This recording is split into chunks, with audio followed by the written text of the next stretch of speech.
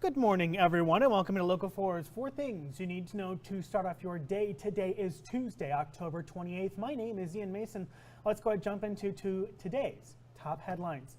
Starting off with plans to use the McCook Work Ethic Camp as a facility to house ICE detainees can proceed, but so can a lawsuit fighting it, according to a ruling filed yesterday in Red Willow County District Court. 13 McCook residents and a former state senator brought an injunction aiming to block Nebraska from converting the state facility into a migrant detention center. The group filing the lawsuit through Nebraska Appleseed against Governor Jim Pillen and State Prison Director Rob Jeffries. The judge hearing arguments Friday over the lawsuit, an illegal win for the state of Nebraska. Red Willow County District Judge Hang denying that injunction, which means that the project can continue, but an illegal win for the plaintiffs. The judge also denied the state's request to dismiss the suit. That means the case will continue to proceed through the courts. Legal director for Nebraska Appleseed, Robert McEwen, says in part, quote, "While we are disappointed the court did not decide to halt the advancement of the changes to the work ethic camp that would include detainment, we are pleased that the Judge Hang has not dismissed the case."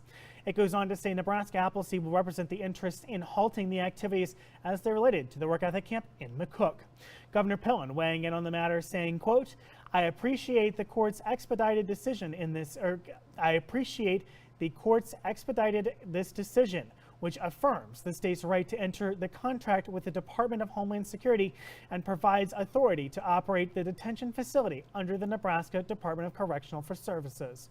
The agreement we have with DHS is good for Nebraska's taxpayers and insurers. We are doing all we can to keep criminal illegal aliens off our streets," end quote. Governor Pillen has said the facility will be operational by November 1st, which is this coming Saturday. Keep it locked to Local 4 for the latest on that. In our capital city, now looking at its 4th domestic violence-related death this year.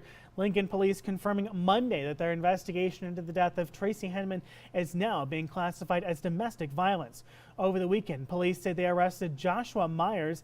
He's facing a charge of first-degree murder. LPD saying he was in a relationship with Henman. Lincoln police outlined their current timeline of events, saying they believe Myers went into Henman's home Tuesday. Her job claimed she didn't show up to the following 2 days, eventually leading police to do a welfare check at Henman's home, where officers found Henman dead and Myers with self-inflicted injuries. Despite the injuries, LPD says violence like this is always the choice of the offender. LPD adding that they won't have an official cause of death for Henman until the autopsy is complete. As for Myers' injuries, police say he used a sharp object. Police weren't able to confirm what the object was, but did say a knife was taken as evidence. And the Central Nebraska Reserve Corps is receiving national recognition for their one-of-a-kind emergency response. They call it the Vulnerable Identified Population Evacuation Response, or VIPER for short. What this team does is they go to emergency situations that may have vulnerable populations present, such as elderly or pregnant people. And with this equipment, their trailer, they help these people find temporary housing. He says the program came from observing flooding in downtown Florida and from emergency response for the fire at Good Samaritan Village in Hastings back in January. Adams County Emergency Manager Ron Pugh says that the small details can make a world of difference, and the program was recognized by the National Association of County and City Health Officials as a programming practice. Let's go ahead and get a check at our forecast now. Temperatures up in the 50s today, maxing out in the mid-50s, low right about where we are right now in the mid to high 40s, depending on where you are today. We're going to see these temperatures be relatively steady. We have some clouds moving across the region, maybe even a little bit of rain this morning. I'm not worried about any of that, though. I think today is probably just going to be a nice steady day. Temperatures hanging out in those mid-50s for a lot of us. Temperatures staying in the mid-50s for pretty much everybody until Thursday, when we're in the high 50s, then back down to the mid-50s on Saturday, or on Friday, then low 50s Sunday, before back up into the 60s come Sunday and Monday. So it's going to be quite the interesting week coming up ahead.